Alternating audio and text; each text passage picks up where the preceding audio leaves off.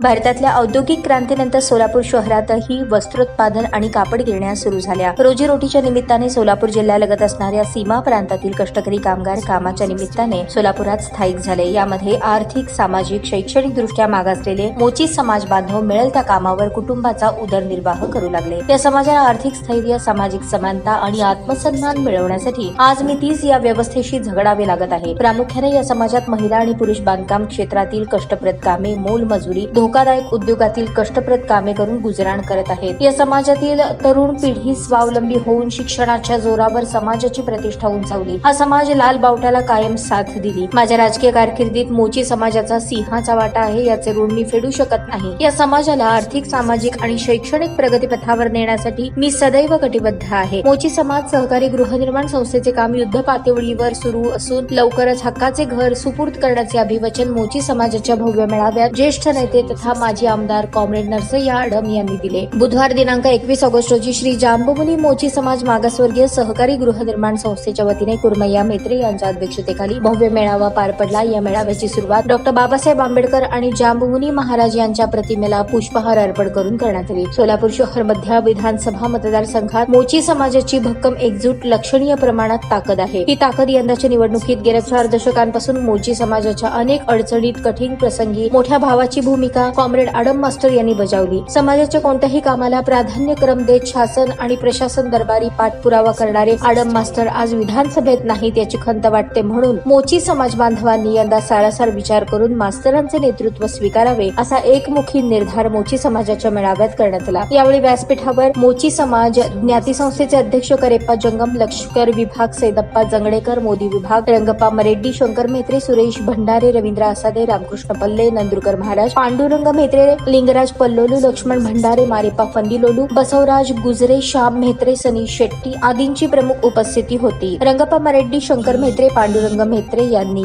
मनोगत व्यक्त केले। गोविंद सज्जन, अंबादादा नाटेकर, रामचंद्र सुलगावकर, श्रीमती गड्डेकर आदींनी मेळाव्यात मनोगत व्यक्त केले। सूत्रसंचालन आडम मास्टर, पांडुरंग मेत्रे, प्रदीप मरेड्डी, सनी आमाटी, विजय मरेड्डी, श्रीनिवास तंगडगी, प्रशांत विटे, बालाजी गुंडे, बालराज मेत्रे, नागराज मेत्रे यांनी परिश्रम घेतले। सूत्रसंचालन श्याम आडम यांनी केले। हे कोणासाठी धडपड आहे त्यांचं, हे फक्त आपल्यासाठी धडपड आहे, ते आपण समजून घ्यायला पाहिजे। आज रेलनगरला बँक कोटेशनचं आमच्याकडे हे आलेलं आहे, जे आलेलं आहे रेलनगरचं, किती आहे आता सध्या बँक कोटेशन किती आहे भरता माहिती आहे का तुम्हाला? जवळपास 3000 काय तर आहे आम्हाला। तर त्या ठिकाणी स्मार्ट मीटर बसवण्यासाठी 22,000 रुपयाचं आम्हाला सरकारचं ज्ञान आलेलं आहे।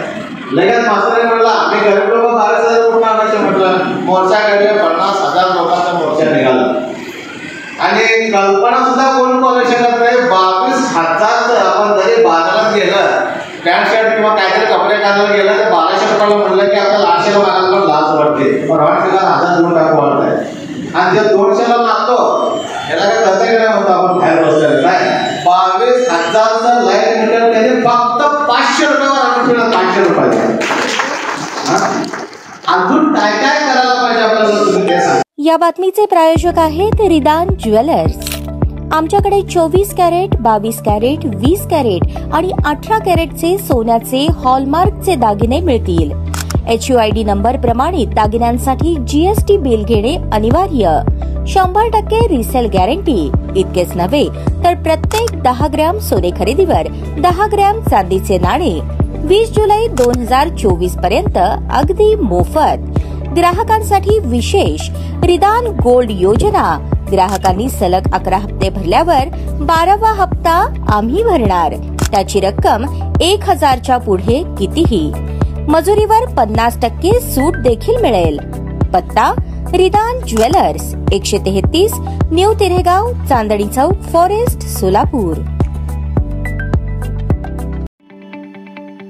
ताज्या बातम्या पाहण्यासाठी प्राईम महाराष्ट्र न्यूज चॅनलला सबस्क्राईब करा।